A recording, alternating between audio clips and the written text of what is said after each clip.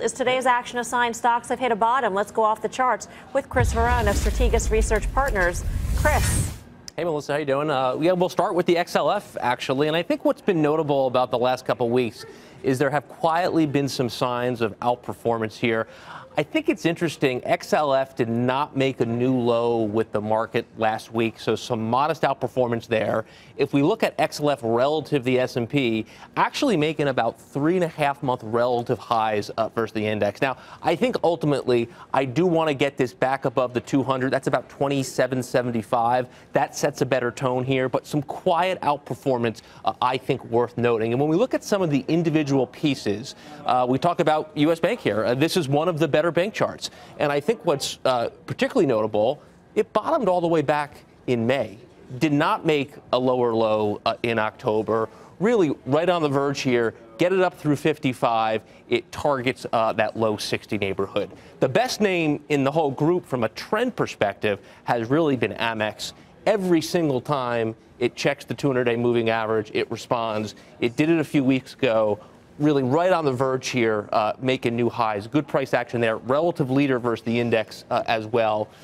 And then lastly, I think ultimately, if the whole sector is going to get in gear, we need some of the laggards to be involved. We've had a modest bounce from Goldman Sachs over the last several days. But what we struggle with is there's just so much resistance in that 210, 220 range where this thing broke down from. I think any bounce up to that area is probably an opportunity to lighten exposure with a chart that looks like this. Come on over, Chris. Wow, just like that. No, she stated it the other day. There's no longer dictatorship when it comes to inviting the guests. Her deal. Her deal. I like to believe I have a voice. You can believe that, but it's not the truth. It's not true. So in terms of, is there something wrong with Goldman that's much worse than the rest of the financials? Is it a short here, or is it's just something that you can't be long at this point? Well, it's been telegraphing weakness to us all year. The stock peaked, I think, in early February.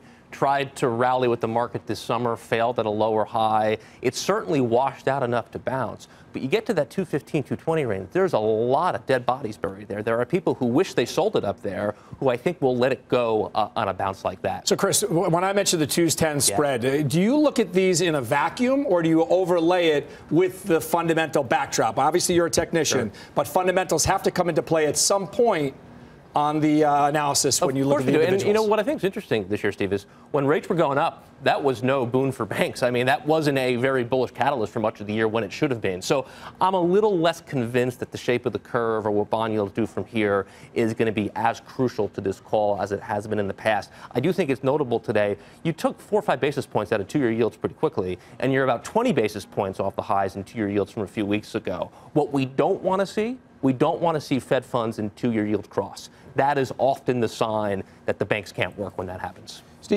Chris, sorry, you're Steve. You're Chris. How about the rest of the world? And I know you follow emerging markets, which have been kind of a valiant rally back even over the last 3 or 4 weeks. Does that continue, especially now that the Fed's on hold? Again, from your chart, because we broke through the 50 today on the EM for the first time, possibly since January. Let's wait and see. It's a one-day move, but this feels like it may be a little bit different this time. Yeah, and I think, Tim, what you've pointed out, and I agree with, they hit the EM first, right? That got hit early this year. The sellers have moved on from that, and we saw some signs of relative performance start to perk up really over the last month as they went after S&P. So I think from a leadership perspective, given the move in rates, maybe given a little weaker dollar, it's certainly not out of the question you can get some leadership from that part of the world. What I think was a little bit notable about today, and leaves me, frankly, a little uncomfortable, it was the same leadership. It was tech and healthcare again. I would have preferred to see industrials right there at the top of the list, or some of the laggards there at the top of the list. That was a little bit lacking today. Overall, decent day, but I would prefer to see a little better leadership next. Do you think that we need to have that change in leadership, or is it possible that we do have the same leadership as we had before? Well, why is it impossible that we have the same leadership? I don't think it's impossible that we have the same leadership, but I think for a healthy, expanding, durable, and strategic move, we're going to need more stocks on the playing field than we've had for most of the year. Chris, thank you. Thank you. Chris Verrone of Strategas. Need more soccer team than a basketball team, in other words, because only... What does that mean? Well, in number of players, it's bigger, yeah. It's a court, but you get my drift. To answer your Goldman question, you know I'm a steadfast Goldman you have been. fan. But I think this Malaysia situation that they find themselves embroiled in is a bigger deal. I think the headline risk is significant.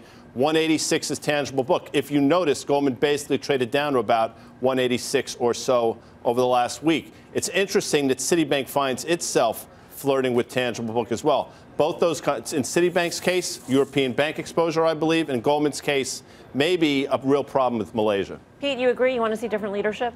Yeah, but I would also say that when you look at the industrials today, the industrials had a very strong day. Nice little bounce back today. And I think there are names individually in there that in the industrial space that I like a lot. But I'm in the XLI right now. That's my exposure to that. So I think that there's more upside there. If we get any clarity going forward in this whole trade war that we talk about every single day at nauseam, I think there's lots of upside there.